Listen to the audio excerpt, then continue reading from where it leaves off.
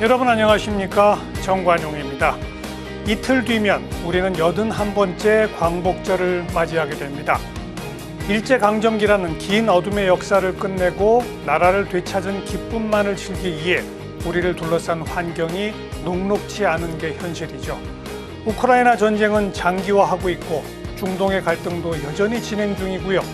미국과 중국의 전략 경쟁은 경제와 안보 전반으로 확산하면서 우리를 옥죄고 있고, 북한은 두 국가론을 내세우며 남북 간의 대화와 협력을 일체 거부하고 있습니다. 자, 이 작은 오해가 큰 충돌로 이어질 수 있는 시대인 만큼 냉정한 판단과 안정적인 관리가 그 어느 때보다 중요할 텐데요. 오늘 광복 81주년을 앞두고 동북아 평화를 위한 우리의 역할과 바람직한 한미일 관계를 짚어보도록 하겠습니다. 함께 토론할 분들 소개해드리죠. 한미의원연맹 간사 맡고 계신 더불어민주당 김영배 의원 어서 오십시오. 네, 김영배입니다. 국회 외통위 소속 국민의힘 김건 의원 어서 오십시오. 네, 건강한 정치 김건희입니다. 국립외국어원 북미유럽연구부의 민정훈 교수 어서 오십시오. 예, 안녕하십니까. 한국군사문제연구원 김열수 안보전략실장 어서 오십시오. 네, 안녕하세요. 자, 모두에 말씀드린 것처럼 이제 광복절을 앞두고 오늘 이제 기획 토론을 준비했는데, 지금 러시아 우크라이나 전쟁 계속되고 중동 전쟁 이어지고 한반도 문제는 국제적 쟁점에서 좀 뒷전으로 밀려진 그런 상황인 것 같고, 그런데 또 북한은 완전히 한국하고는 담을 철통같이 쌓고 있고, 한마디로 이렇게 별로 희망적인 조짐이 안 보입니다. 어떻게 보세요? 예, 벌써 81년이나 됐는데요. 해방과 그리고 분단이라고 하는 두 개의 단어가 동시에 겹쳐졌던 그 시절의 그런 위기 상황하고도 요즘 다시 데자뷰 되는 거 아닌가 싶을 정도로 요즘 세상이 복잡합니다. 한마디로 이제 복합 위기의 시대다 이렇게 얘기를 하기도 하고요. 또 새로운 체제는 안 들어섰는데 옛날 체제가 무너져 있다. 그래서 인터레그넘의 시대다 뭐 이렇게 얘기도 하는데, 지금 무엇보다 중요한 것은 이럴 때일수록 평화와 국익이 아니냐 그렇게 생각되고요. 네. 정말 한반도의 평화를 통해서 국익을 추구하는 실용 외교, 이재명 정부의 외교 노선이라 이렇게 말씀드릴 수 있겠습니다. 김건희 의원도 한 말씀. 한반도 정세. 이게 사실 그 한반도가 상대적으로 소강 상태로 보이죠. 왜냐하면 이란 전쟁, 그러니까요. 우크라이나 전쟁 하니까. 근데 그게 사실 착시입니다. 왜냐하면 지금 이 세계의 지각 변동을 갖고 올 가장 중요한 단층선은 미중 갈등이고 미중 경쟁이거든요. 근데 우리가 거기에 지금 속해 있는 거니까. 그래서 사실은 상황은 정말 엄중하고 복잡한데, 여기에 대해서 우리가 지금 착시 현상 때문에 좀 제대로 준비 못하고 있는 거 아닌가? 특히 우리가 이제 이걸 헤쳐나가기 위해서는 저는 기둥을 바로 세우고 주변 국가들과 관계를 조화를 이루어서 나가는 거, 입주화주의 정책을 해야 된다고 생각하는데, 지금 그 기둥이 돼야 될 한미 동맹 관계가 지금 살얼음을 걷고 있어서 이거 상당히 저는 우려를 갖고 있고, 우리가 진짜 잘해야 되겠다 이런 생각하고 있습니다. 민정훈 교수. 예, 두 분 의원님 말씀해 주신 것처럼 현재 시대가 국제시가 전환기에 있고요. 그리고 복합 위기 시대라고 생각하고 있습니다. 그렇지만 그것이 우리 대한민국에게 꼭 그 도전과 위기로만 오는 건 아니거든요. 그 현상이 변함에 따라서 공고했던 체제가 흔들리면서 어떤 우리 대한민국에게도 기회가 되는 측면도 충분히 있습니다. 그래서 그런 부분에 대해서 말씀해 주신 것처럼 이재명 정부의 실용 외교로 글로벌 핵심 국가로 위상을 확립해 나가는 그러한 외교 정책을 탄탄히 구사하면 또 말씀드린 것처럼 기회의 창이 또 열릴 수 있고 우리의 국격이 신장되는 그러한 또 다른 시대도 볼 수 있다 이렇게 생각하고 있습니다. 네. 김 실장. 예, 제국주의 시대는 유럽의 몇 나라가 전 세계를 다 분할해서 식민지로 가지고 있었잖아요. 그래서 우리가 역사를 뒤돌아보면 식민국이 있고 식민지가 있는데, 유럽 국가들이 그래 식민국이었다라고 하면 다른 나라들 대부분이 아마 식민지였을 겁니다. 그런데 식민지가 식민국을 능가한 나라, 그런 나라가 거의 없거든요. 아마 미국 정도가 영국 식민지였으니까 영국을 GDP 면에서도 또 개인 소득 면에서도 능가했을 거고요. 한국 같은 경우에는 일본의 식민지였지만 GDP 면에서는 여전히 차이는 있지만 국민 소득은 비슷해졌거든요. 그러니까 81년 전하고는 상상을 못할 정도로 한국의 위상이 높아졌다라고 하는 거고요. 이 위상이 높아진 것만큼 한국을 옥죄고 있는 이제 우리가 더 잘 살게 되니까 한국을 옥죄고 있는 외교적이고 경제적이고 군사적인 압박들이 이제 있을 수 있다라고 하는 건데 이것을 잘 헤쳐나가는 것이 우리가 풀어나가야 될 과제인가 동시에 분단이라는 것을 아직도 극복하지 못했기 때문에 이런 큰 통일 가압이 우리한테 남아있지 않는가 이렇게 봅니다. 네. 자, 이 한반도 정세 뭐 어디부터 얘기를 풀어야 할지 뭐 미국 얘기, 중국 얘기 뭐 다 시작할 수 있습니다만 일단 북한 얘기부터 출발하겠습니다. 북한은 적대적 두 국가론 그리고 대한민국으로 우리를 부르고 동시에 러시아에 어마어마한 규모의 파병을 하고 있고 동시에 또 중국과의 관계가 굉장히 돈독해지고 있고 철통 같은 북중러 그 관계를 유지하면서 한국과는 완전히 담을 쌓는 전략. 이거 우리 김열수 실장이 먼저 한번 북한의 이 전략이 도대체 뭘 의미하는 것인지 한번 말씀해 주시고 다른 분들 의견 들어볼게요. 예, 지금 북한이 하고 있는 것은 한국과는 이제 적대적 두 국가론을 이제 추진해 나가고 있고요. 그리고 이제 큰 전략적인 차원에서는 신냉전이 지속되기를 또 신냉전이 새롭게 창출되기를 바라는 거죠. 왜 그러냐면은 신냉전이 창출이 되면은 자신을 지지해 줄 국가는 러시아하고 영국이 러시아하고 중국이 확실히 자신을 지지해 줄 거라고 생각을 하기 때문에 그런 신냉전 구도가 여기에 한반도에 자리 잡기를 원하는 거죠. 그런데 북한의 이러한 생각들이 어느 정도 지금 맞아떨어지고 있다 이렇게 봅니다. 그래서 2024년도 6월 달에 러시아하고 이 북한과의 신조약을 체결하고 난 뒤에 사실상 많은 병력들이 이 우크라이나를 이렇게 공격하기 위해서 러시아에 파병이 되었고 그중에 뭐 한 5, 6천 명 정도가 사상자가 발생을 했거든요. 그리고 지금 또다시 나오고 있는 얘기가 3만 명에서 5만 명 정도의 병력이 추가로 더 가게 될 거다. 그렇게 되면은 결국 북한이 러시아로부터 얻을 수 있는 외교적, 경제적, 군사적 그 이점은 이루 말할 수 없을 정도로 많게 되거든요. 이것이 북한이 바랐던 건데 지금 바랐던 대로 가고 있다는 거고요. 여기에 지금 중국이 굉장히 조급증을 느끼게 되었습니다. 그전까지는 굉장히 중국하고 북한과의 사이가 안 좋았는데 이게 이제 너무 북한이 러시아 쪽으로 기울다 보니까 시진핑 주석으로서도 이게 북한을 이렇게 자기 편으로 좀 당겨야 되는 그런 상황에 처하게 되었고 그 결과가 올해 6월 초에 북한을 방문하게 된 것이라고 생각을 합니다. 그렇게 되면은 결국은 자신을 지지해 줄 든든한 우군이 생긴 데다가 한국과는 적대적 두 국가론을 통해서 철벽같이 쌓아서 자신들의 체제를 이렇게 옹호해 나가겠다라고 생각하는데 그런 결과로 지금 최근 3년 동안에 북한의 GDP는 3% 이상씩 성장을 해왔거든요. 북한의 전략이 지금 자신들의 전략대로 지금 세계가 돌아가고 있는 게 아닌가라고 생각을 할 수가 있습니다. 우리는 어떻게 해야 됩니까? 속수무책 아니에요? 그러니까 지금 이제 북한의 몸값이 북한이 역대로 최고로 지금 이렇게 상승했다 이렇게 보는 게 맞는 것 같고요.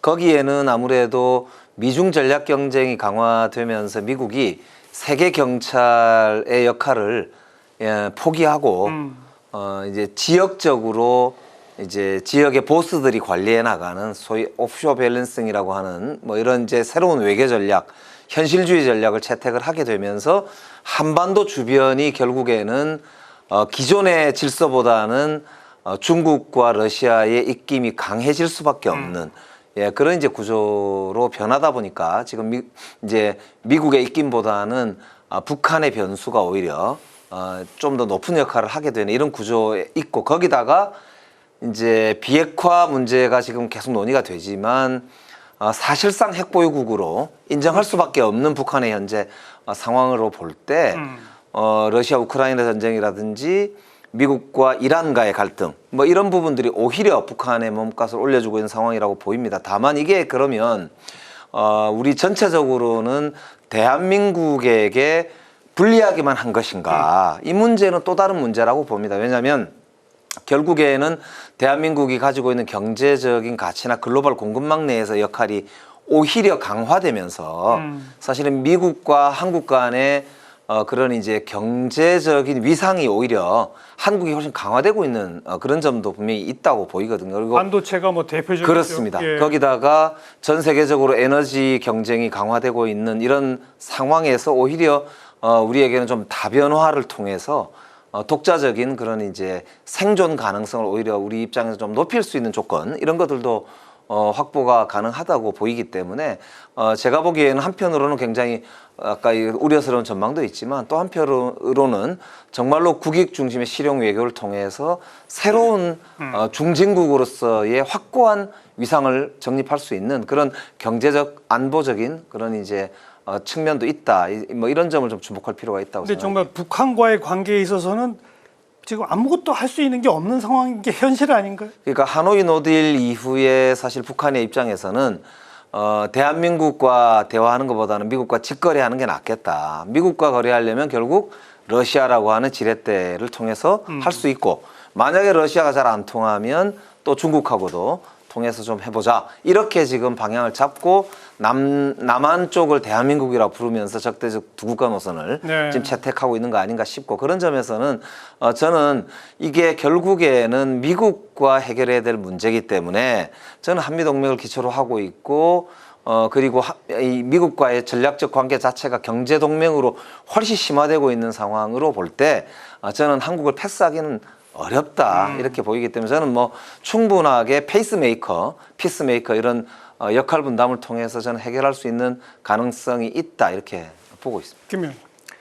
그러니까 이제 항상 그 대외 관계를 볼 때는 상대방 사정하고 우리가 타이밍을 어떻게 갖고 갈 거냐가 중요한 거거든요.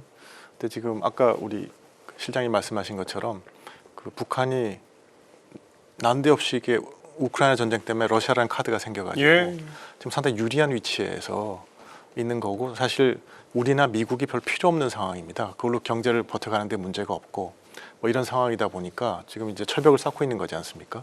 그러니까 이런 상황에서 우리가 뭐 자꾸 지금 뭐 하자고 이렇게 하고 이렇게 양보하고 저렇게 양보하면 상대방의 수요가 없는 상황에서는 결과가 이상하게 나오는 거죠. 첫 번째는 저쪽이 얼마나 양보하는지 두고 보자고 계속 기대치를 높이는 거죠. 그거 하고 그다음에 두 번째는 어떻게 나오냐면 우리는 나중에 정말로 북한하고 협상을 들어갔을 때 쓸 카드가 점점 소진되는 겁니다. 더 큰 카드를 어떻게 만들어내야 되는 건 부담이 생기는 거고 그다음에 자꾸 그러다 보면 우리 국민들은 또 우라통이 터지지 않겠습니까? 아니 그래서 이제 남남 갈등이 막 생기기 시작하고 그래서 지금 뭐 너무 그렇게 우리가 이제 달려들 것이 아니고 우리의 카드를 만들어 나가는 그런 것 결국은 어떤 시점이 되면 그러니까 김정은도 그랬습니다. 김정은도 처음에 집권하고 비핵화 얘기 꺼내지도 않았거든요. 절대 그런 얘기 안 하고 그러다가 자기가 이제 뭐 핵실험하고 뭐 ICBM 하고 급해지니까 자기가 갑자기 완전한 비핵화 하겠다고 나온 거거든요. 그래서 이제 분명히 이제 우크라이나 전쟁도 계속되는 게 아니고 국제 정세는 바뀌게 돼 있으니까 그런 때를 대비해서 우리가 계속 이제 확고한 억지력을 유지하면서 카드를 쌓아나가는 그런 준비를 해야 될 시점이라고 저는 생각합니다. 김 교수님. 예, 의원님들하고 시장님 말씀에 많이 공감을 하고요. 북한 김정은 위원장이 원하는 것은 정상국가로 북한을 만드는 것이라고 생각하고 있어요. 할아버지 김일성이 주체사상을 확립했다면 아버지 김정일이 이제 그 선군 정치, 핵무력 완성을 했다면 그럼 자신이 할 수 있는 그런 위상은 무엇일까 했을 때 정상국가로 북한을 도약시키는 것. 그러니까 한국과의 그 워낙 국력 차이가 크기 때문에 정상권에 나가는 데 있어가지고 이제 그 한국에 대한 두려움. 그리고 정상권에 나가기 위해서는 한국과 특수관계가 아니라 뭐 외교관계가 만들어져야 하기 때문에 그런 연장선상에서 적대적 두 국가론이 나왔다고 생각을 하고 있거든요. 그렇기 때문에 남북관계가 어려운 상황입니다. 그렇지만 다들 말씀해 주신 것처럼 그러면 북한이 정상국가로 도약을 꿈꾼다면 현재는 러시아와 그리고 중국과의 어떤 그 협력을 통해 가지고 생존을 하고 있지만 궁극적으로는 미국과의 관계 개선을 통해서 국제 무대에 이제 편입이 돼야지만 그래야지만 정상국가로서의 위상 확립할 수 있거든요. 그렇죠. 시간이 좀 걸릴 거라고 생각을 하고 있습니다. 그렇기 때문에 우리 정부도 이제 그런 측면에서 긴 호흡으로 준비를 해나가야 된다. 상황이 녹록하지 않기 때문에. 그래서 한반도 긴장 완화에 우선적으로 이제 그 집중을 하면서 이제 억제력을 유지해 나가고요. 이와 더불어서 이제 트럼프 대통령이 좀 더 전쟁으로부터 자유로워지면 그렇다면 북미 정상회의가 재개될 가능성이 충분히 있거든요. 그걸 위해서 말씀해 주신 것처럼 페이스메이커를 통해서 한미 간의 소통을 통해서 판을 만들어 놓는 거죠. 그래서 그런 판이 왔을 때 이제 우리 정부가 한반도 평화 공존에 다시 그러한 그 막을 다시 예. 연다면 그러면 충분히 우리가 남북관계 개선과 한반도 평화 프로세스를 재개할 수 있는 그러한 시기가 올 거라고 생각합니다. 그렇지만 워낙 남북관계가 경색이 있기 때문에 좀 긴 호흡으로 봐야 되지 않을까 생각을 하고 있습니다. 대통령도 미북 관계가 물꼬를 잘 틀 수 있도록 페이스메이커를 한다라고 공식적으로 언급한 바가 있고, 그런데 최근에 통일부 업무보고 과정에서 정동영 장관이 뭐 정부의 입장은 아니다라고 전제하긴 했습니다만 북한이 우리를 대한민국으로 부르는데 우리가 계속 북한으로 부르는 것보다 조선이라고 부르는 방안에 대해서 거론한 바 있거든요. 어떻게 생각하세요? 그러니까 이제 정동영 장관은 이제 이 평화적 두 국가론도 한참 이제 논쟁을 했었던 만큼 평화 공존을 통해서 남과 북이 실제 지금 이제 적대 관계로 되어 있는 관계 자체를 정상적인 국가로 전환하는 게 남과 북 모두에게 지금은 매우 전략적으로 중요하지 않느냐, 이런 문제의식을 이제 던지신 건데요. 예. 대통령께서도 그날 이제 분명하게 정리를 하셨지만 아직 그거는 시기상조이고 전체적으로 어쨌든 미국과 그리고 중국, 러시아 등과의 관계 속에서 우리가 한번 정리를 같이 해보자, 이렇게 이제 좀 정리가 되어 있는 거란 말입니다. 그래서 사실 이제 남북 간의 관계가 이제 하루라도 빨리 열리면 좋긴 하겠지만 우선 평화적으로 공존하면서 이 평화가 결국에는 상호 안정과 번영에 도움이 될 수 있다면 저는 현재 있는 상황에서는 우리가 최선의 이제 상황이 아닌가, 저는 이렇게 보기 때문에 지금 상황 자체를 잘 관리하는 것도 저한테는 매우 중요하다, 이렇게 생각이 돼요. 다른 분들은 그 조선으로 부르는 문제에 대해서 어떻게 생각하세요? 예, 이거는 대통령께서 가지고 있는 인식하고 통일부 장관이 가지고 있는 인식에 괴리가 분명히 있습니다. 대통령께서는 작년도 8.15 경축사를 통해서 이렇게 말씀을 하셨어요. 남과 북은 평화적 통일을 지향하는 그 과정의 특수관계다. 그래서 이것은 남북 기본 합의서에 나와 있는 예. 그 내용이고, 이것은 6.15 공동선언, 14선언, 판문점 선언, 그리고 9.19 공동선언 등 모든 합의를 관통하고 있는 정신이다. 그렇죠. 그래서 이 얘기는요, 지금 이제 조선이라고 이렇게 부르면 안 된다는 것을 여기에 분명히 말씀을 하신 거거든요. 이미 작년도에. 그래서 작년도에 제가 이제 이게 대통령께서 8.15 경축사에 이 말씀을 딱 하시는 걸 보고, 난 이제 우리 대통령 엄청 박수 쳐줘야 되겠다는 생각을 했었어요. 왜 그러냐면 이 관계를 어떻게 규정하느냐에 따라서 남북 관계가 5년 동안에 달라질 수 있거든요. 그래서 적대적 두 국가론이 나오니까 한국에서는 또 여기에 이제 맞짱을 뜬다는 식으로 평화적 두 국가론이라는 말도 나오고 그러는데, 결국은 두 국가론이 나오면은 통일은 멀어지는 겁니다. 그래서 북한의 입장에서 보면은 통일을 자꾸 빼고 싶어 하는 것은 통일이 되면은 흡수 통일이 되니까 체제 위협을 느끼는 거거든요. 그러니까 대통령께서 여기 딱 명시를 해준 거예요. 그래서 이러한 작년도의 8.15 경축사는 5년 동안에 계속해서 우리가 지켜나가야 될 고귀한 말씀이다라고 저는 생각을 합니다. 그 공자님도 정명이란 말씀하셨잖아요. 그 이름은 그냥 단순한 호칭이 아니거든요. 이름 속에는 사고방식, 예, 입장, 예. 철학, 뭐 가치 이런 게 다 들어가 있는 거니까. 그러니까 우리가 이제 조선이라고 바꾸는 순간 그 속에는 이제 어떤 함의로 국제사회에 메시지가 발신되냐면 한국도 이제 북한을 국가로 인정하는구나. 그 다음에 그래서 어떤 통일에 대한 영고권, 북한에 대한 영고권 주장도 포기할 수 있겠구나. 뭐 이런 식으로 받아들여지는 거죠. 그래서 이런 거를 그 우리 정부의 아까 이제 실장님 말씀하셨듯이 대통령께서 분명히 지금 잠정 관계로 말씀하셨는데 예. 통일부 장관께서 어떤 협의나 사전 조율이 잘 안 된 상황에서 온 국민들 앞에서 그렇게 말씀을 하시면 국민들은 혼란스럽거든요. 아니 이재명 정부 입장은 뭐지? 이거는 사실 외교안보를 맡고 있는 장관 입장에서는 절대 해서는 안 되는 일인데 왜 이렇게 하시는지 저는 솔직히 이해가 안 갑니다. 저는 좀 생각이 좀 다른데요. 그러니까 정동영 통일부 장관께서는 그러니까 북한이 적대 두 국간을 주창하면서 남북관과 교착되니까 말씀드린 한반도 평화 공존을 위한 토대를 만들기 위한 공론화 작업을 시작했다고 생각을 해요. 물론 이재명 대통령께서 아직까지 북한을 조선으로 부르는 것에 대해서 우리 국민들이 받아들이기가 힘든 부분이 있다. 이 부분에 선을 그어주신 것은 맞습니다만 그렇다고 해서 공론화 자체를 이제 막거나 이런 부분은 아니거든요. 그러니까 적대적 두 국가를 주창하는 북한과 함께 공존하기 위해서 대한민국이 어떠한 역할을 할 수 있을 것이냐. 물론 말씀해 주신 것처럼 조선이라는 명칭을 쓰면 북한을 그냥 그 외교관계 다 정상 국가로 인정하는 거 아니냐. 그래서 통일을 포기하는 것이 아니냐. 뭐 이렇게도 볼 수가 있습니다만 그렇지만 말씀드린 것처럼 한반도 평화 공존과 한반도 통일엔 긴 호흡으로 봐야 되는 부분인 거고요. 그렇기 때문에 이재명 정부에서 강조하고 있는 부분은 긴장 완화와 평화 공존입니다. 그래서 공존을 하기 위한 그런 토대를 여러 군데로 이제 알아보는 과정이고 그러한 부분을 이제 주무부처인 통일부에서 이제 제안을 하고 이제 여론을 수렴하는 이런 과정을 거친다고 생각을 하고 있습니다. 그렇기 때문에 그런 부분에서 긴 호흡에서 봐야 되는 것이고요. 일단 만약에 그 정상국가로 이제 그 위상을 확립하고 싶은 북한의 입장에서는 말씀드린 것처럼 중국과 러시아 그리고 미국과의 관계를 개선할 노력을 기울인다고 한다면 그렇다면 한국의 역할이 분명히 있을 것이고 그렇게 그 과정에서 단기간에 조선이라는 명칭이 불릴 수도 있겠습니다만 궁극적으로는 평화공존과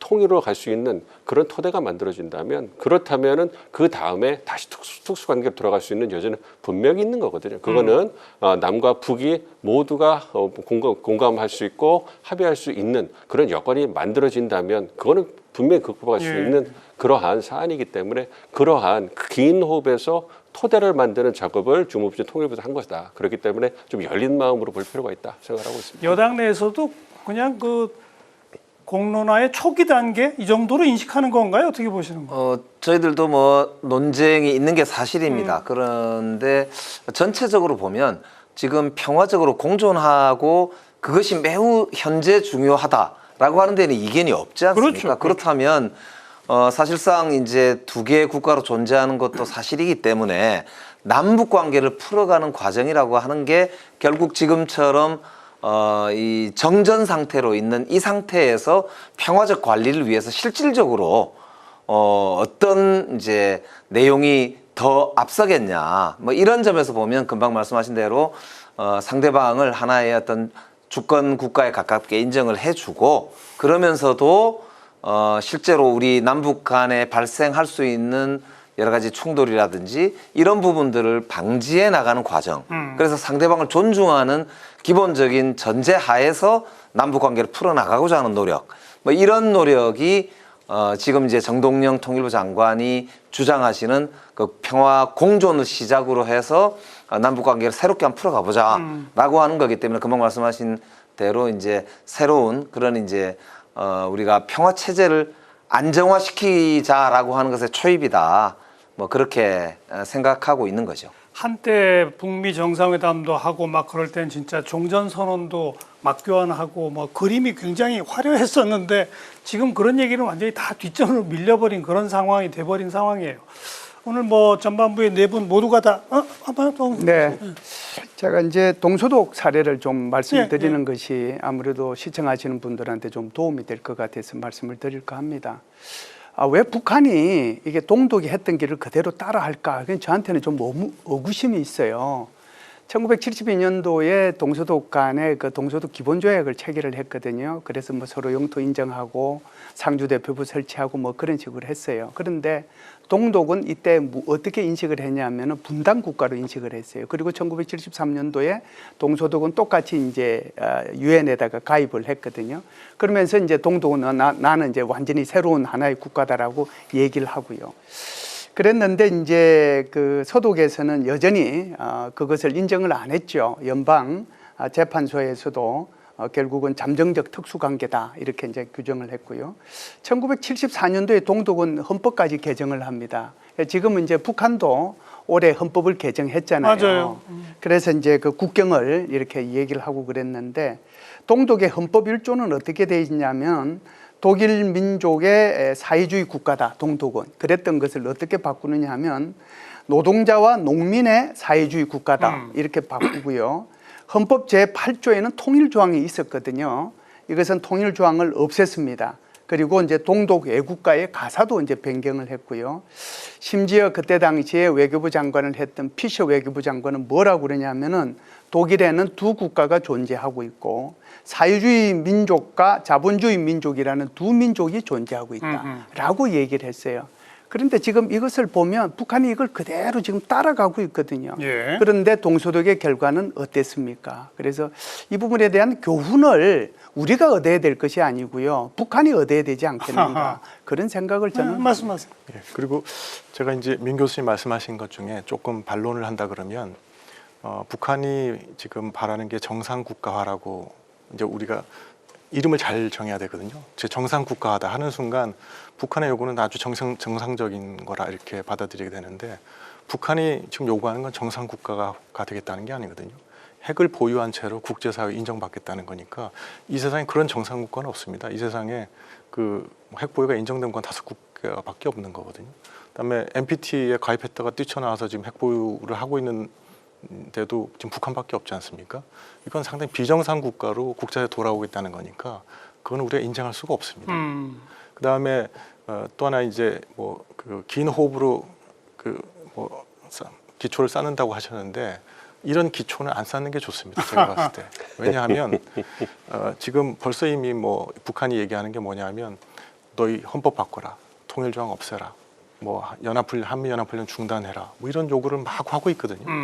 그다음에 뭐 비핵화 포기해라 이런 국제사회 요구하고 뭐 이렇게 기대차 끝이 없는데 우리가 원하는 건 뭐냐면 북한이 그야말로 정상 국가로 국제사회에 돌아오는 거거든요.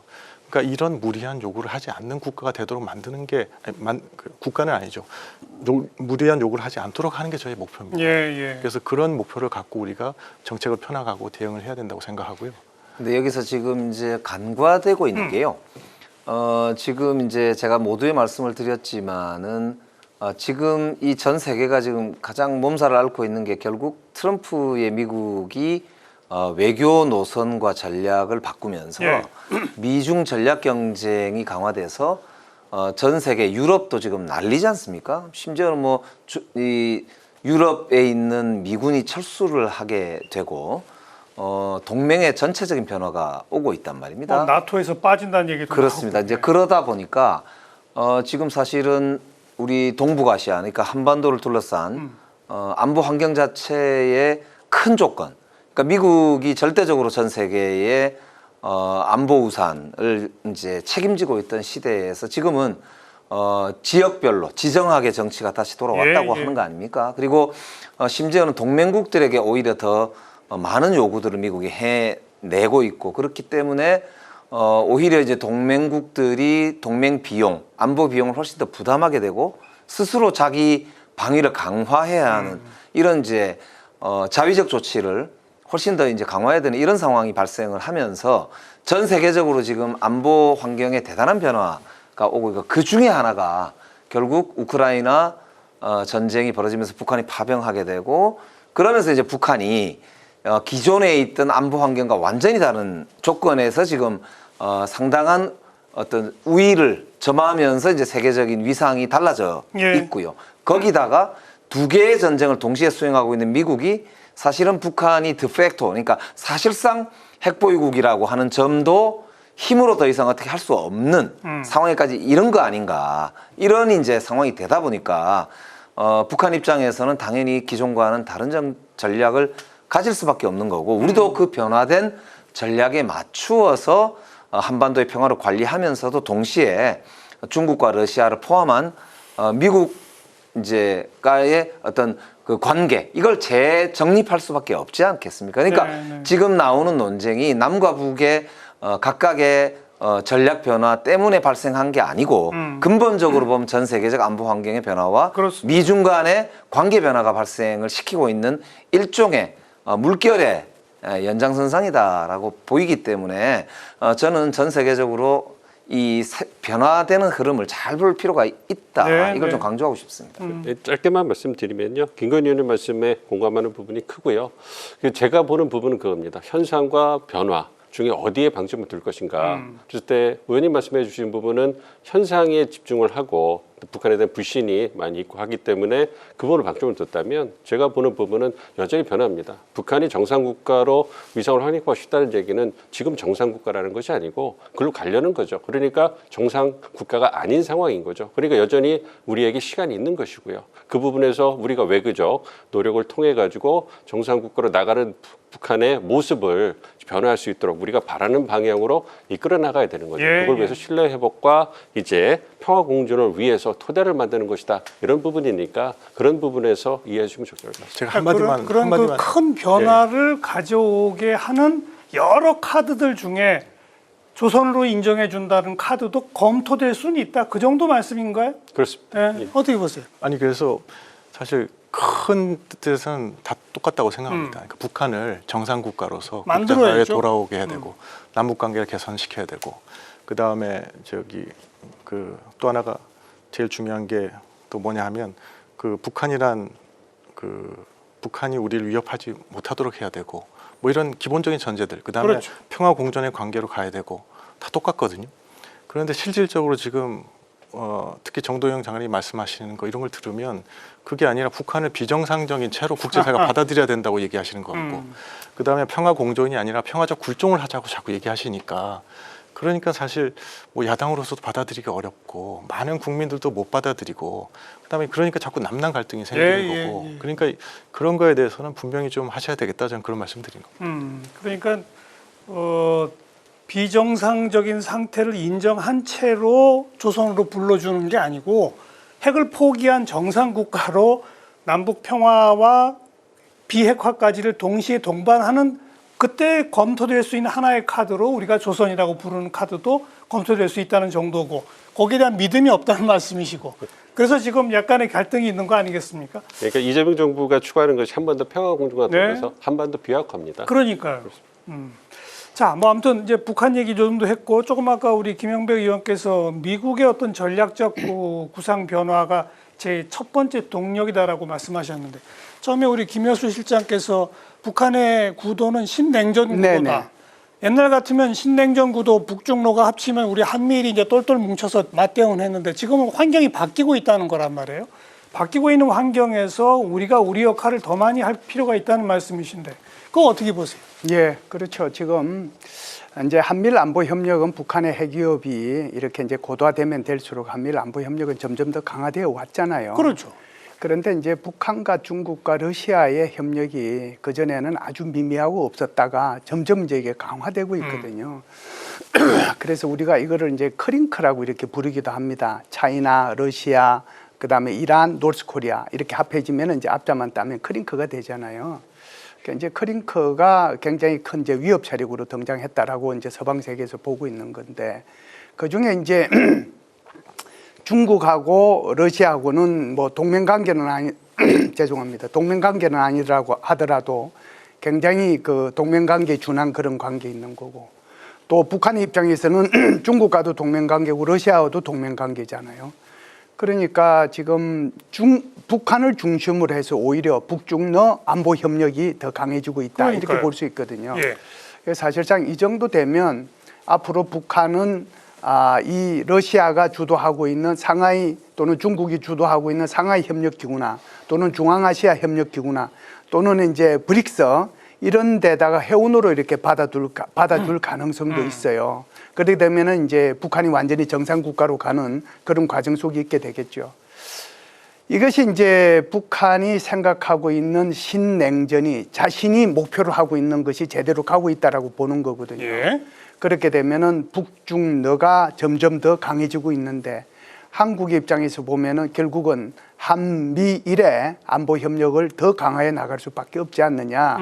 물론 그 중에서도 계속해서 경쟁과 갈등 관계로 가는 것보다는 중국과는 중국과 우리가 일정 부분에 중국을 관리할 필요가 있는 거고 해야죠. 러시아는 또 러시아대로 이게 뭐 우크라이나 전쟁이 4년 반 지나갔는데 뭐 5년, 6년까지는 가지 않지 않겠습니까? 그렇게 되면 러시아가 필요로 하는 것이 북한이 아니고 한국이거든요. 지금까지는 북한을 필요로 했지만 앞으로는 한국이 더 필요하단 말이죠. 그런 차원에서 보면은 다시 또 러시아를 관리해 나갈 수 있는 알겠습니다. 그런 게 필요하지 않는가. 우리가 가장 해야 될 부분이 그 부분이다 이렇게 봅니다. 한중 한러 관계, 한미 관계는 어때요 지금? 한미 관계는 제가 아까 살얼음을 걷고 있다고 네, 말씀드렸죠. 네. 그래서 지금 한미 관계에서 일단 경제 이슈가 지금 크지 않습니까? 그 대미 투자에 대해서 지금 뭐 미국 내에서도 불신이 많고 일부러 지금 뭐 지연시키는 거 아니냐 이런 시각들이 많이 나오고 있고요.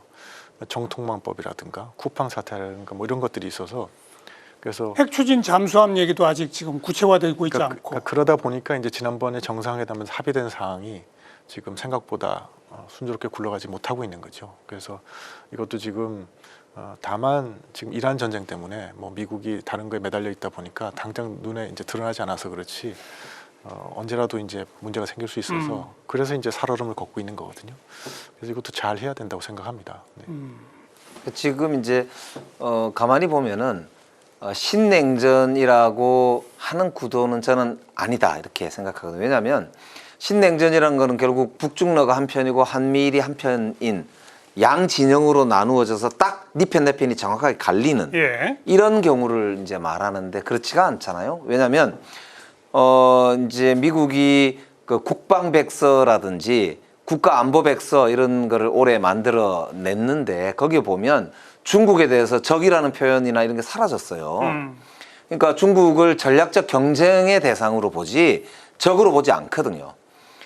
그래서 미국 내에서도 논란이 많이 일어났던 경우고 그게 이제 지금 이제 트럼프 정부가 가만히 하는 걸 보면 중국하고 경제적인 이런 관계는 오히려 더 강화되는 방향으로도 가지 않느냐고 할 정도로 여러 가지 이제 이해관계를 많이 조정해 나가고 있는 상황으로 보이지 않습니까? 러시아하고도 마찬가지입니다. 러시아하고 보면 유럽의 국가들이 입이 툭 튀어나와서 도대체 미국이 유럽 편이야, 러시아 편이야 어허. 이럴 정도 아닙니까? 그러니까 이런 것은 지금 중층적 복합 경쟁이 발생하고 있는 전 세계의 그야말로 전대미문의 그런 국가 간의 새로운 국익 중심의 경쟁 관계, 대립 관계 이런 것들을 볼 수 있다. 이렇게 보자면 저는 우리도 이걸 뭐 신냉전이라고 해서 뭐 러시아하고 이제 중국은 무조건 저쪽 편이니까 우리하고는 안 놀 거야 이렇게 바라볼 문제가 전혀 아니고 그건 뭐 아까 김 실장님 그런 점에서 보면 미국하고 이제 우리 관계에서도 아까 이제 미국하고 관계가 우리가 살아오는 판이라는 것도 그런 면에서 보면 이제 이해가 되는 측면이 있는 거거든요. 그래서 저는 그럼에도 불구하고 역시 우리 대한민국의 백본은 한미동맹을 기초로 이제 전 세계 글로벌 공급망을 관리하고 안보 질서에서도 이제 튼튼한 동맹을 기초로 한다라는 거 아니겠습니까? 그러니까 저는 그런 점에서 보면 지금 이제 다소 뭐 약간 눈에 보이는 어려움들이 존재하는 것도 한편으로는 사실이지만 근본적으로 보면은 한미 동맹과 그다음에 경제 안보 영역에서도의 협력 이거는 아주 튼튼하다 이런 게 그렇죠. 요즘 뭐 SK 삼성 이런 상황 보시면 뭐 금방 아시지 않을까. 자, 그런데 이제 듭니다. 뭐 지금 말씀하신 한미 동맹, 안보 동맹뿐 아니라 경제 협력의 공고화 뭐 이건 이제 기본 틀인데 거기에 이제 약간의 변수라고 할 수 있을 만한 게 미국의 인식에서 주한미군은 한반도 안보를 위한 어떤 역할뿐 아니라 이 북한, 중국, 러시아를 대상으로 한 지도를 거꾸로 돌리는 일까지 지금 벌어지고 있는 양상이고요. 여기에 지금 전시작전권 환수라고 하는 하나의 쟁점이 또한 달려 있는 상태입니다. 예정대로라면 28년인가요? 29년인가요? 예. 자, 그 문제는 우리 어떻게 풀어가야 한다고 보시는지 우리 이제 민문 교수님께서.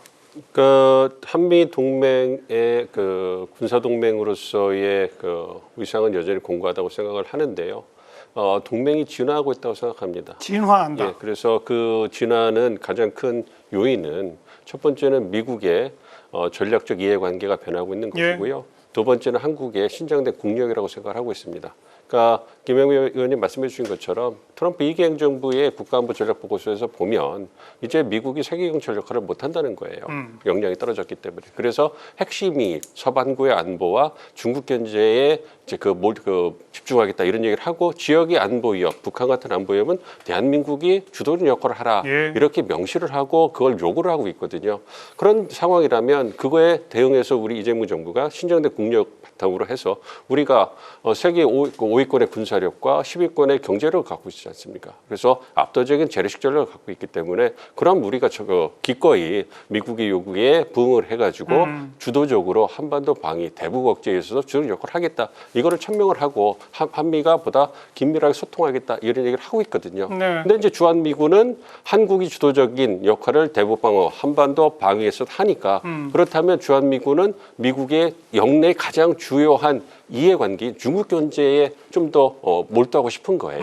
그 부분에 있어서 우리 정부가 강력하게 이제 그 반대 입장을 내고 한미 간에 소통을 하고 있는 그런 상황이거든요. 그렇기 때문에 그런 부분을 고려해 본다면 우리 대한민국이 변해서 그런 게 아니라 미국이 변하고 예, 있기 때문에 이런 상황이 변하고 있는 것이다. 그렇다면 우리가 그걸 겸허히 받아들이고 우리의 안보를 보다 더 굳건히 할 수 있고 한미 관계를 공고히 할 수 있는 방향으로 한미 동맹을 진화시켜 나가야 되지 않겠냐. 그래, 보다 대등하고 호혜적인 동맹으로 가는 예. 그런 과정이 있다고 보고 있습니다. 전시작전권 환수는 예정대로 가는 것이 옳고. 그렇습니다. 요 왜냐하면 플랜에 맞춰서도 그렇습니다. 왜냐하면 우리 이재명 정부에서 이제 그 국정기획에서 임기 내 전작권 환수를 명문화했고요. 그 부분에서 좀 빠르게 노력을 하고 있습니다. 그리고 한국이 주도적인 역할을 대북 방어와 한반도 방어에서 한다면 당연히 전시작전 정권도 갖고 와야 되겠죠. 그 부분에 있어서 미군이 다른 생각을 갖고 있더라도 그거는 정치적으로 한미 간 해결될 부분이고 우리 한국이 충분히 역량이 있기 때문에 이번이 정말로 좋은 기회입니다. 미국이 변하기 있기 때문에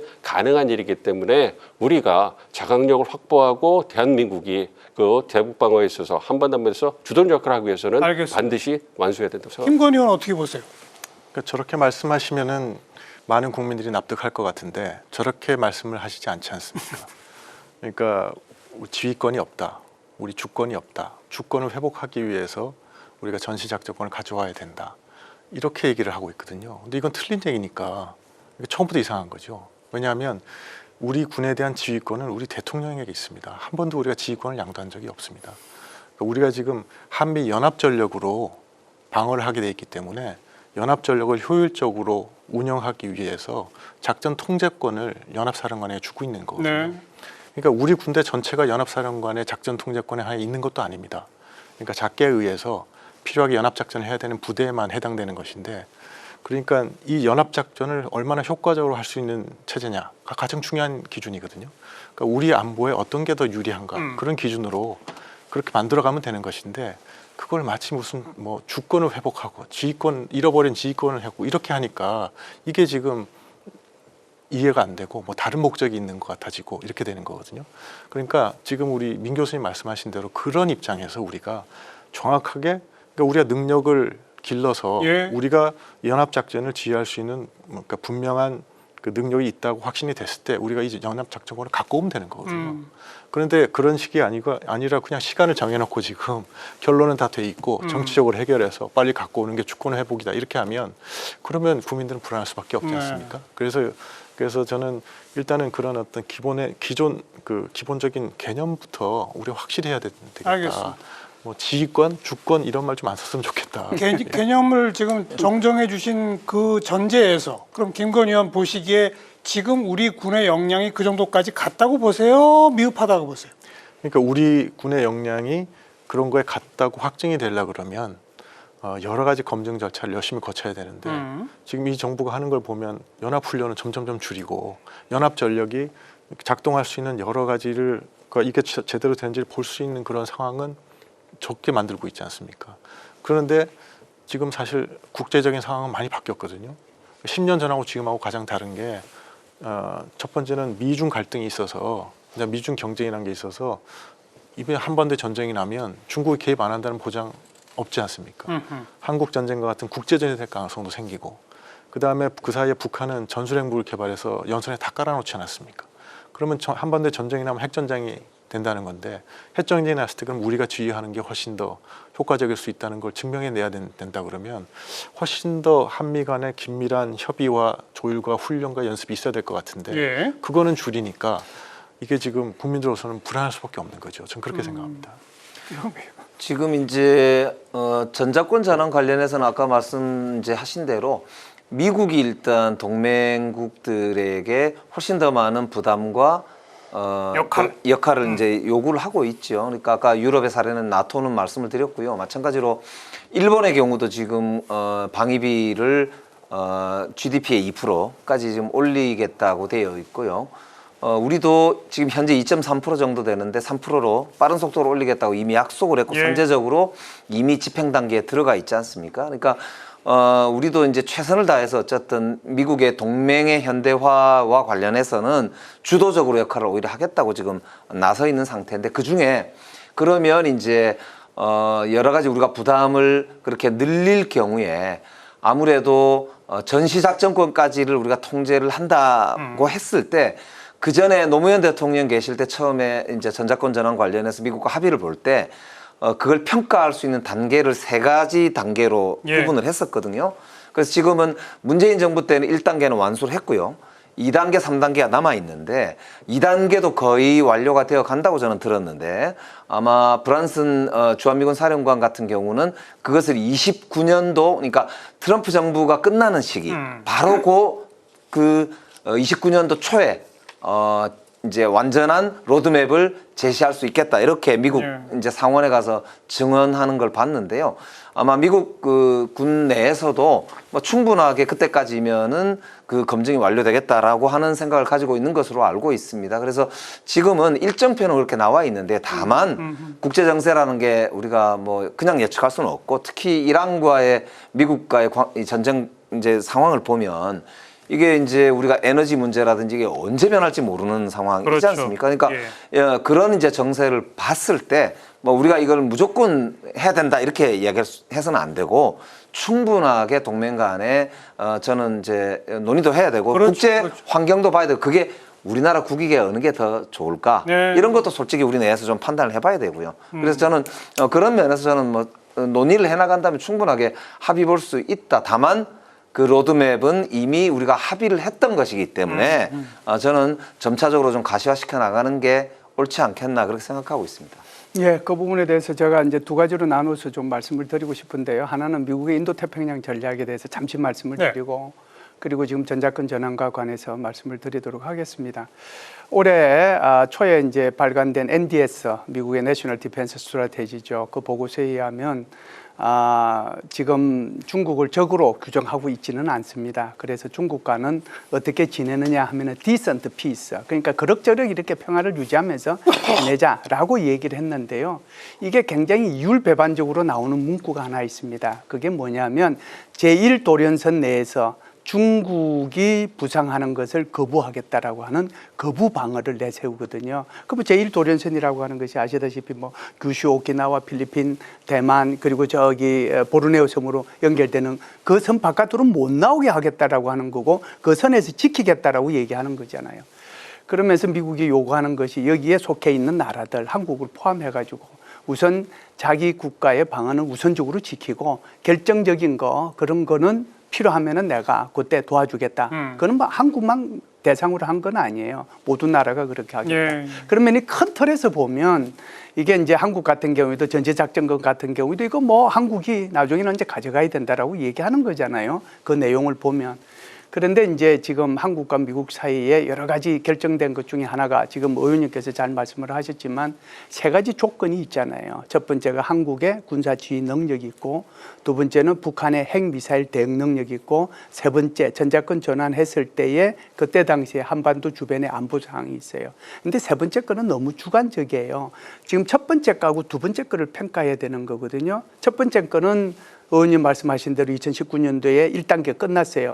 2단계는 반쯤 평가했어요. 그래서 이제 올해 지금 연합훈련할 때 이거 평가하겠다라고 하는 거고 이런 과정을 거쳐서 사실상 우리 정부가 요구하는 것은 2018년 말 그때 그러니까 28년 반. 28년도 말 그러니까 대통령 임기가 끝나기 전에 이제 이걸 끝내겠다라고 이제 얘기를 하는 거죠.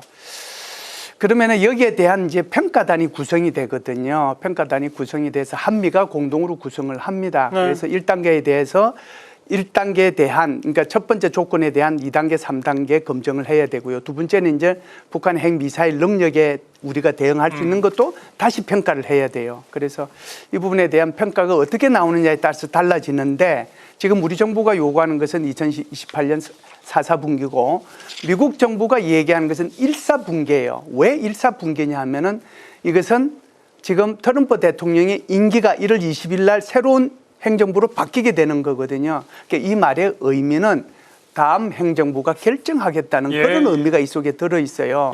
그리고 이제 이것을 우리가 하나만 더 연장해서 보면 사실상 지난달에 주1 미군에 미군 사령부에 200명의 미군이 거기에 보강이 됐습니다. 그 인원이 뭐냐 하면은 조인트 포시스 헤드쿼터라고 하는 소위 말하는 주1 미군 사령부를 지금은 행정만 담당하는 사령부에서 주한 미군 사령관이 주한 미군들 전부 다 통제하는 것처럼 주1 미군 사령관이 전부 다 주1 미군을 통제할 수 있는 체제로 바뀌어요.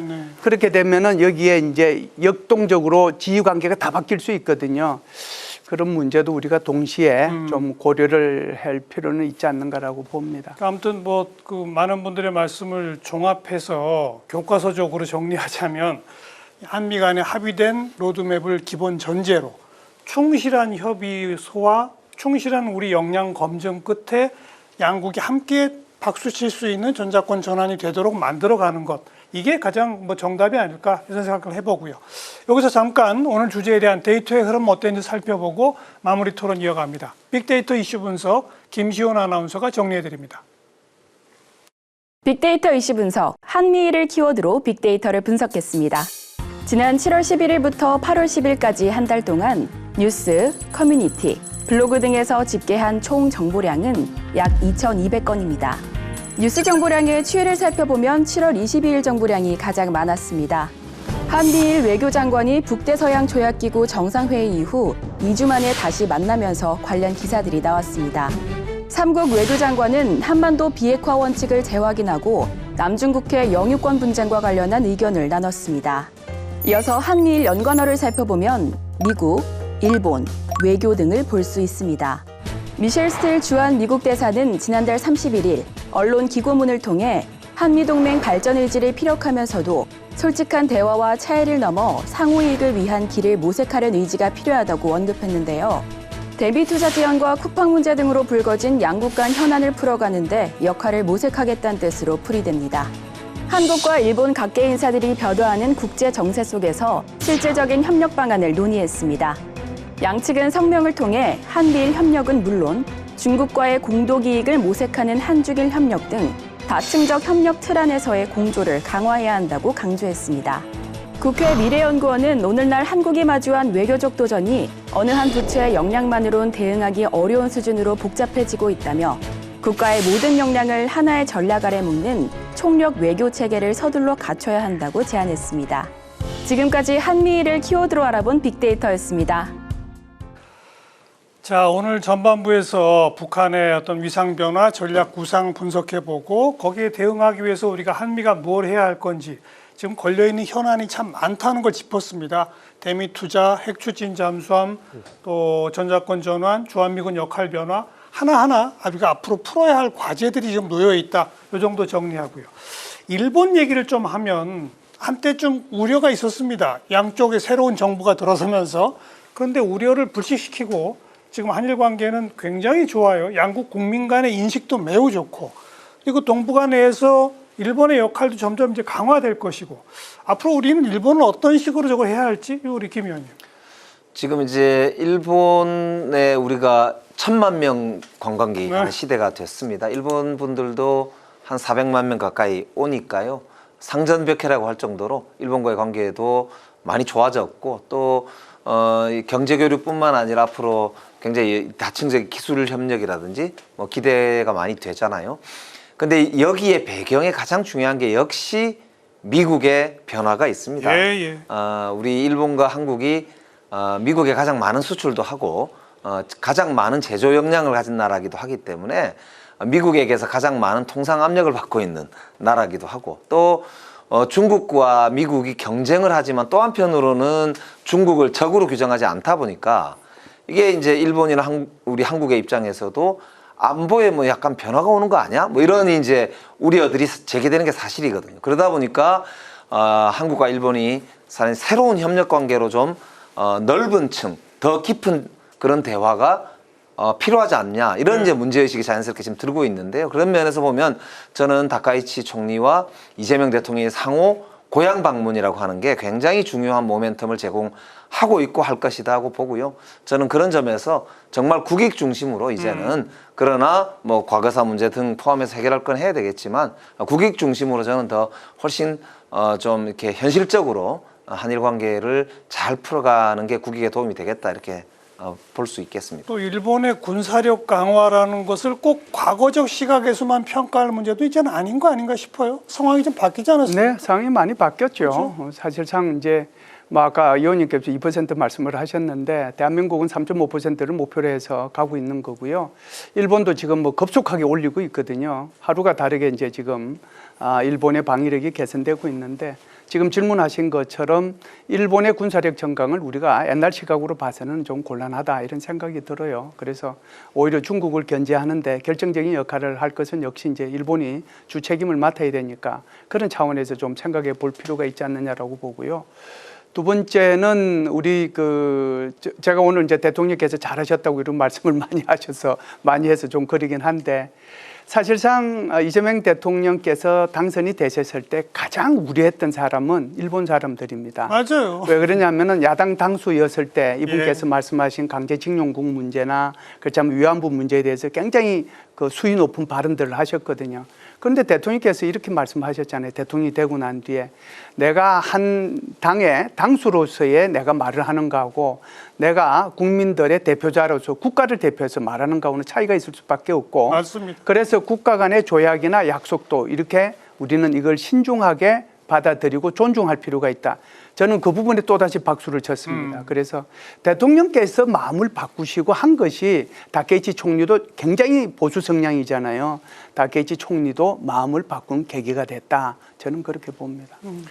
저도 이제 한일 관계는 국익 중심의 실용 외교를 했기 때문에 그러니까 간단히 말하면 보수 정부가 이룩한 한일 관계 개선의 성과를 이어받아서 계속 유지를 하니까 이제 우리의 국익에 맞는 게 되지 않습니까?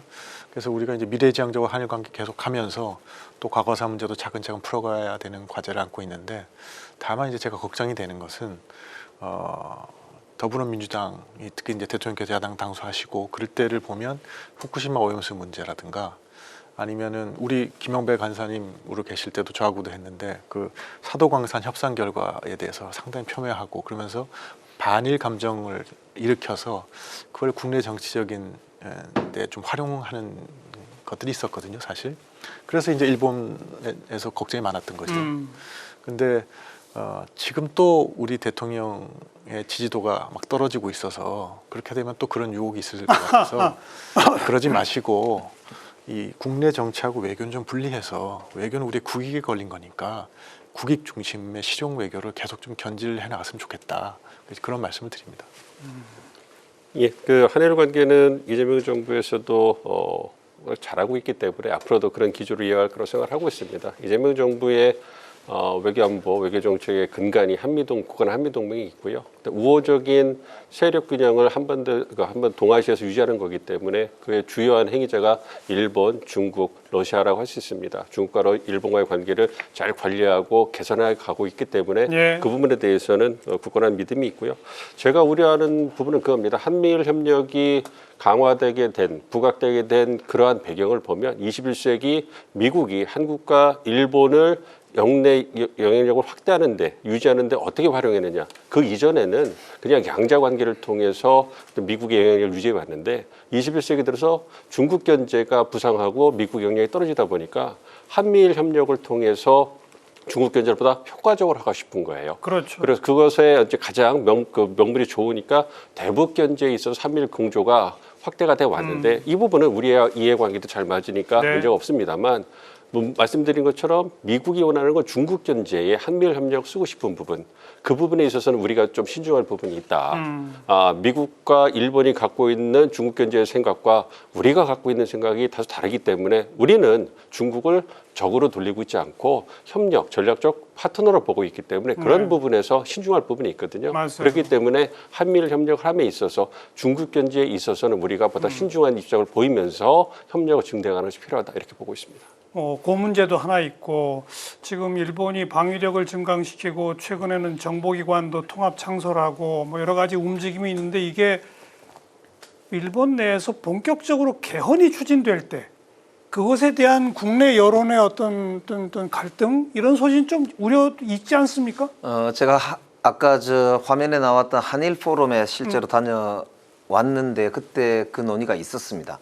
사실 우리 시민사회나 아니면은 우리 국민들께서 보시기에 일본이 개헌까지 하면서 무장을 강화하고 본격적으로 자위를 넘어서서 그러니까요. 군대를 파견하거나 지금 벌써 무기도 팔아먹고 있지 않습니까? 그러니까 그런 점은 사실 우리 역사적으로도 그렇지만 국민들께서 굉장히 눈을 똑바로 뜨고 보실 것 같습니다. 그렇기 때문에 뭐 그런 문제는 저희들도 쉽게 넘길 수 있는 문제는 아니라고 보고 미리 뭐 그렇다고 하지 말라고 지금부터 뭐 이렇게 소리 높여 이야기할 수 있는 대목은 아니겠습니다만 늘 긴장해서 한번 살펴볼 수밖에 없는 그렇죠. 그런 요소 아닐까 그런 생각이 듭니다. 그래서 그 문제 관련해서 제가 말씀드리고 싶은 거는 기본적으로 이렇게 한미일 군사 그러니까 한미일 안보 협력이라는 구조를 우리가 잘 만들면 그게 견제가 되는 거거든요. 그러니까 가장 큰 문제는 지금 이제 헌법을 바꾸고 이런 게 언제 일어나냐면 미국이 이 지역에서 떠나가고 그래서 일본을 아무도 지켜줄 데가 없을 때 그러면 일본은 그렇게 갈 수밖에 없을 겁니다. 다시 이제 그 뭐 군대도 가져야 될 거고 중국하고 대항해야 될 거고 근데 그런 상황이 안 오게 하려면 지금 미국하고 한국하고 일본이 합쳐서 어떤 공동으로 하는 구조로서 중국도 견제하고 그다음에 사실은 이게 이중 견제가 되는 거죠. 그 어떤 의미에서는. 그래서 한미일 안보 협력은 그런 의미도 있다. 그렇게 우리가 봐야 될 것 같습니다. 미국은 일본의 이 헌법 개정 부분에 대해서 공개적으로 입장을 밝힌 바가 있나요? 그러니까 공개적인 입장을 밝히지는 않습니다. 그건 국내 문제이기 때문에 내정 간섭이 될 수 있기 때문에 미국도 신중하지만 미국의 속내는 분명합니다. 일본이 어떤 전쟁을 할 수 있는 보통 국가로 서서 군사를 강화하는 것이 중국 견제를 하기 위한 미국의 어떤 이해관계에 부합을 하고 있거든요. 그렇기 때문에 말은 공식적으로 안 하지만 일본이 군사력을 증가하는 거에 있어서 미국이 내심 기대를 하고 지지를 하고 있다 그렇게 생각하고 있습니다. 개헌하는 것까지를 포함해서 그렇습니다. 그거는 이제 일본 정부에서 알아서 하는 부분인 거고요. 그것이 미국이 이해관계에 부합한다면 그 미국 정부가 반대할 이유는 없는 거죠. 거기에서는 한미 간에 약간의 견해 차이가 있을 수도 있겠네요. 그렇습니다. 제가 보기에는 이게 이제 샌프란시스코 조약으로 인해서 일본이 이제 전후 배상 체제라든지 이런 게 다 이제 정리가 되면서 그때 자위대만 가지는 걸로 정리가 돼 있었는데 그 체제가 완전히 바뀐다. 그래서 일본이 개헌까지 해가지고 자국의 군대를 외국에 파견까지 할 수 있다. 만약에 이런 상황이 된다면 2차 대전 이전으로 다시 돌아가게 되는 상황이 되기 때문에 이거는 굉장한 국제 질서의 새로운 변동으로 완전히 이어지는 거거든요. 그렇게 되면 북한의 핵 문제라든지 중국이라든지 러시아가 어떤 도발을 할 경우에 이게 이제 논리적으로 보면은 우리가 막을 수 없는 상황이 될 수 있기 때문에 이 북한이 있는 우리 남쪽에 한국의 대한민국 정부 입장에서는 그걸 그냥 수용하기는 쉽지 않은 상황이 되죠. 그러니까 한미 간에도 이거는 상당히 사실 이견이 있을 수 있는. 그러니까 미국이 공개적으로 말을 못 하는 거예요. 저는 이견이 있다고 생각 안 하고요. 저는 뭐 다년간 미국하고 얘기를 해온 입장에서 미국의 입장 분명합니다. 그러니까 일본의 군사력 강화라는 건 어디나 미국이 하는 안보 체제 하에서의 강한 거지. 그 내부에서의 강한 거지. 미국을 벗어나서 일본이 독자적으로 크라. 우린 이제 떠나겠다. 이런 건 전혀 아닙니다. 그래서 거기에 대해서는 우리가 걱정할 필요 없을 것 같고요. 차라리 지금 같은 상황에서 우리가 한미일 안보 협력 구도를 잘 만들어 두면 이것이 결국은 일본으로서도 그러면 굳이 그런 방향으로 안 가더라도 자기의 그 안보를 충분히 지킬 수 있다 그러면 그런 방향으로 안 가지 않겠습니까? 그다음에 이제 중국에 대한 견제도 충분히 되고 그래서 우리는 그런 의미에서도 한미일 안보 협력에 대해서는 관심을 기울이고 열심히 해볼 필요가 있다 이렇게 생각합니다. 우리 김건 의원님 말대로 진행이 된다면 뭐 일본이 무리해서 개헌 안 하는 방향으로 그게 제일 어떻게 보면 우리로서도 좋은 방향이라고 할 수 있겠네요. 자, 이제 오늘 토론 정리하겠습니다. 김열수 실장님부터 마지막 발언 1분 이내로 짧게 예. 한 말씀씩. 예. 예, 81주년이 이제 내일 모레인데요. 사실상 뭐 81년 전하고 비교할 수 없을 정도로 한국은 경제적으로, 군사적으로, 문화적으로 세계에서 아주 이제 우뚝 선 그런 나라가 되었습니다. 그래서 자부심을 가지고 좀 살아야 될 필요가 있는 거고요. 그렇다고 해서 우리한테 이제 안보 도전이 없는 것은 아닙니다. 경제적인 도전도 맞는 거고요. 많이 있는 거고요. 그런 것을 이제 슬기롭게 같이 힘을 합쳐서 헤쳐나가야 될 필요가 있지 않는가라고 생각을 합니다. 하나만 더 말씀을 드리면 이제는 대한민국이 중견국가로서의 위상을 가지고 있기 때문에 국제사회에서 우리가 해야 할 일, 그것도 마다하지 않고 하는 그런 국가를 향했으면 좋겠다 이런 말씀을 드립니다. 민 교수님. 예, 이제 이재명 정부 출범 2년 차를 맞았는데요. 출범 1년 차에 한미동맹 국건이 하고 일본과의 관계, 중국과의 관계를 복원하면서 상당히 동아시아에서 우호적인 세력 균형을 만드는 데 성공적인 역할을 했다고 생각합니다. 그래서 이제 2년 차에는 우리의 외교 지평을 동아시아를 뛰어넘어서 전 세계로 뻗어나가는, 그래서 글로벌 핵심 책임 강국으로서 위상을 확립하는 그런 역할을 하려고 하고 있고, 이재명 대통령께서 정상회의를 통해서 그 선봉에 서겠다고 생각하고 있습니다. 그래서 그러한 기조를 잘 이어나가서 이런 우리의 외교적 성과가 어떤 전략적, 경제적 이익으로 취한이 되는 그러한 예. 시기를 좀 봤으면 하는 기대가 있습니다. 김 의원님. 뭐 우리 실장님 말씀하고 똑같은 거지만 어느 틈에 우리가 덩치가 많이 커져가지고 아유, 엄청 커졌죠. 네, 그래서 옛날에는 그냥 별 생각 없이 막 하던 행동이 지금은 다 우리의 대외관계에 연결이 되더라고요. 그러니까 가령 예를 들면 지난번에 그 이란에서 전쟁이 나서 호르무즈가 막히니까 우리가 정유 제품 수출 좀 금지하는 걸 갖다 생각해봐야겠다고 하니까 호주하고 뉴질랜드가 난리가 났습니다. 왜냐하면 호주하고 뉴질랜드는 우리한테 다 정유 제품 수입해서 뉴질랜드 같은 나라는 우리가 수출 안 하면 그 비행기도 못 뜨고 배도 못 갖는다 그러더라고요. 나라 망하는 거잖아요. 그러니까 이제 그런 게 되다 보니까 우리나라에서 하는 모든 뭐 국내적인 이런 것들이 다 국제사회 관심거리가 돼서 그러니까 우리나라가 이제 항상 그런 걸 의식하고, 그다음에 또 요새 경제하고 안보가 사실은 하나가 됐지 않습니까? 그래서 그런 걸 하면서 지금 우리가 하는 모든 거에 좀 어떤 외교적인 걸 고려하면서 가야 됩니다. 그러려면 맞습니다. 모든 것이 연결되어 있다는 걸 생각하고 그거를 우리 외교적 이익이라는 거에 맞춰서 하는 외교를 해야 되거든요. 네. 그래서 총결집 외교라고 저는 얘기하고 있는데, 그런 외교가 되도록 좀 우리 체제도 만들고 또 정부도 노력하고 우리 야당도 같이 협력하고 그래야 될 것 같습니다. 김영배 의원. 네, 지난 1년간 정말 큰 고비를 넘기면서 지금 글로벌 책임 강국으로서 우뚝 서가고 있는데요. 그러나 지금부터 도전이 진짜 도전인 것 같아요. 미국하고 투자 문제도 아직 이제 남아 있고요.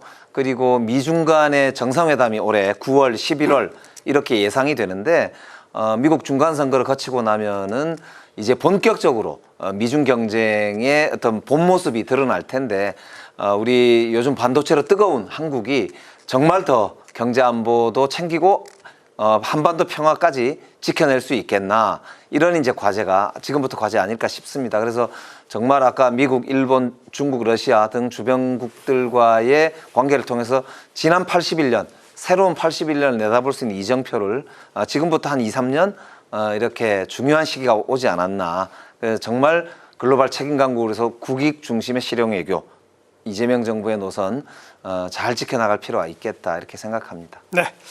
뭐 방금 언급이 있었습니다만 11월 미국의 중간 선거 이후에는 또 미국의 상당한 변화가 예상이 됩니다. 그 변화에 또 우리가 정말 기민하게 대응하는 그런 순발력까지 갖춰야 할 것 같습니다. 네 분 늦은 시간까지 수고하셨습니다. 고맙습니다.